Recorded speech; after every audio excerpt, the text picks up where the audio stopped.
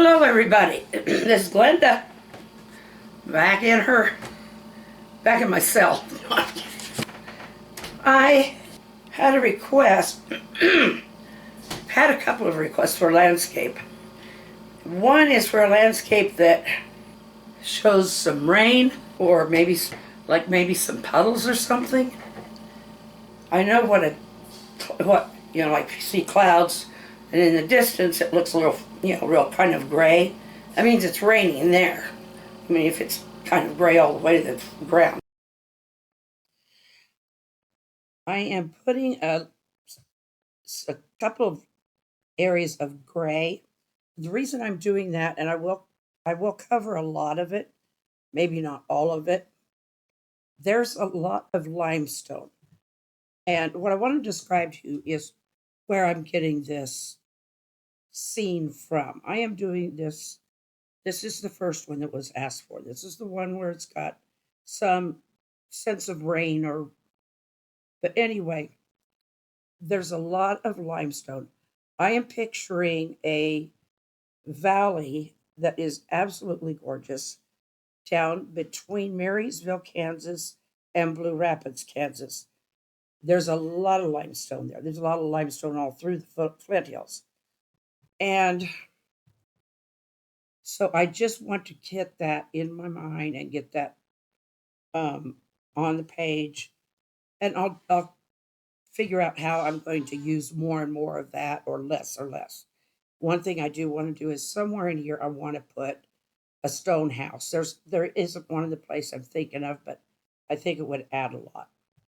So right now that is what that is for. It's just to give me a sense of that limestone. Okay, the scene I'm painting is from kind of on the top of a hill on that highway, and you look down and you see all these little rolling kind of just layers. They're hills, but they're just like you're looking at the top layers. And so I'm trying to lay grass in the directions that would be working for that particular hill. So I've got 3 or 4 of them. They just kind of fold over each other, is kind of the impression that they give. They just kind of fold into each other. And so what I do with this, I love to use this for grass, this particular brush. And if I could find another one like it before long, it would be great because I'm afraid it's going to wear out. But it has a stiffness to it that works so well for grass. You don't mow grass out in the pasture. That's what this when it's this kind of rolling hill thing. It's pasture land. It's not cropland. You do the cropland in the valleys. So um, I do a bottom layer of darker green, and then I'll go over the top of that with a lighter green, and it'll blend the two in. It won't completely blend the colors. What it'll do is it'll mix them so there's light and dark green hues. So yeah, that's what I am doing with this. So we'll get here. We'll get to the point where we need to get to. Okay, I'm continuing to move ahead. What I've done here is I've put in just some brown lines to help me gauge where these hills, where the directions change and that kind of thing. So that's what you're gonna see me doing is working this grass in the different directions and trying to keep these lines. That's not easy to do with pure um, green, but there's going to be brown in this thing anyway, because I mean, it's land. Land has patches of brown here and there, and it has patches of. There's going to be some rock laying on top because big, there are huge rocks that come up on the top and they're probably deep underneath the ground. They come up in that big rock, flat rock, laying on top of the ground. So I won't put a whole lot of those, but they will be there, and there'll be trees. I was just kind of trying to explain that part. And so, yeah, this is a guide for me. It's kind of a guide. Okay, here we have a must see layer coming up that you're going to have to, here, I'm going to have to show you for you to understand what I'm talking about. I'm putting in some dark clouds, some really dark clouds overhead. These are, when you look up at the sky, and you can look straight up and see clouds that are right overhead, or you can look in the distance and you'll see clouds that may be miles away yet. Okay, so these are what I'm doing here. These are those distant rain clouds. You may get rain where you're at, you may not. Never mind, that's an inside joke. But because they've been promising and then taking it away. But now, what I'm going to do here, and I want to help you understand. Let's see. It's going to get a lighter gray. Okay, here. Okay, and the lighter gray that comes down to the ground, that is where you know it's raining. It's in the distance, but that's where you know it's raining. And it's something I learned growing up. I mean, when you're out here and when you're in the country like this, you learn these signs. Just like when you're in the city, you learn certain landmarks and stuff, and places where it's good to go and not good to go. Well, it's different out here in the fact that it's not the same. I don't know how to express that because I don't live in the city, so I don't really know. But yeah, I will be bringing some of this lighter gray down to the top of that hill, and that is going to be where you see rain in the distance, and that's how you recognize that it is rain. What I'm doing right now, I don't know. Trying to figure that out. No, I'm going ahead and I'm doing like a lighter cloud, but I need to hit. Come on, there we go. Now I got it. Now I'm getting it where I'm bringing it closer to the ground. And now you can see these are, it'll fill in more, but this is where you're seeing it from a distance. That rain is in the distance. And you know that if the clouds are moving from west to east, because I'm looking west here, thinking of where my landmark is with this scene, we're looking west here. So if it's moving west to east, then that is moving toward you.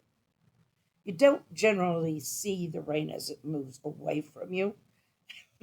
More often you see it as it moves toward. Okay, for the rest of this is one reason I'm glad I got that line in there, or that limestone in there, is it's helping me divide these hills up, and I'll be able to use that as a kind of I mean, it's not going to be solid gray, but I mean, one by the time I'm done, but it gives me that separation of area because the on a two-dimensional plane, it's hard to show that distance. I'm pointing at the screen and you can, but that top part, that's farther away. That's more distant, but it's in your eye line. So that's now you see I'm kind of moving into that limestone gray there. And also the direction that I'm painting painting. Yeah, painting. The direction that I'm painting the grass, that also helps with the impression of how that hill or area is shaped. You know, where that hill is, where it hopefully the grass, the direction of the grass helps with that. And because that's what I generally do. Now, the one above it, the grass is moving or is going the same way, but then we have that limestone in there. And there is another product, just for interest here. There is another product down there that a lot of people are not aware of unless they are made aware of it because it's deep underground and there are shafts under that ground that go for miles and miles. It's called gypsum, and it's what your wallboard or plasterboard is made out of. There's a lot of it down there. The old mine used to be more. This is west, or this is east of the river, and the old mine is west of the river. And my nephew found a nice little sinkhole on the road one day, and we traveled that road for years and years, and they filled it in. So, but evidently a piece of the old mine gave away or something. But okay, now come on, I'm going to change the direction of your paint. There I go. Sometimes I have to remind myself, but this isn't going to look like some fabulous thing today. It's going to take several, hopefully not too many, but trying to figure out what I'm doing. Anyway, it's gonna come together, and I'm probably going to, because it's raining off in the distance. I'm wanting to point at things, and you can't see me pointing. Okay, the top there is off in the distance, and that's your horizon. And then you've got these other rolling hills, and and little little spaces between the hills. That's where I think I might be able to help myself include the rain. Is a little rivulet or riverlet, just the rain coming down in between those hills, kind of in little ditch type things, and have it running through there. And I think that would fulfill a lot. And I might, even where that limestone is, I might end up using that part of it as a creek, you know, uh, just a creek running through the landscape there because it's a lot. There's a lot of those down there too. So anyway, that's about it for now. I hope that you can see it. This is the beginning stage, and if it looks a little messy, that's just because it is the beginning stage. I've got a lot more work to do here, and I think that's why I'm giving myself a lot of schedule time to work on just this painting because I want it to look good. And the next one, I want it to look good. So I'm just kind of making sure that I get the right curves. And I hope that you can see from what is in front of you now. You can see the curvatures and the different things in the landscape that will define it. Anyway, thank you for watching and sticking with us up to here, and just be with us and watch until it's over because it will be over. I promise at some point, and I hope it's very good. Thank you. That is it for tonight.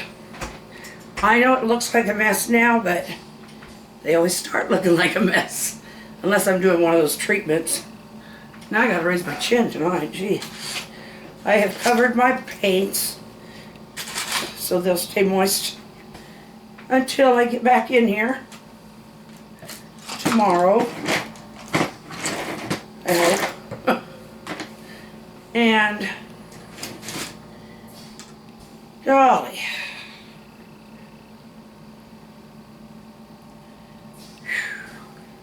sorry, just catching my breath. Man, I really did get myself down there. Or did get that camera on. So, we will see you tomorrow. I love all of you. We'll see you tomorrow. Take care of yourselves. Smile and wave, and there's yours. Go share it. And good night.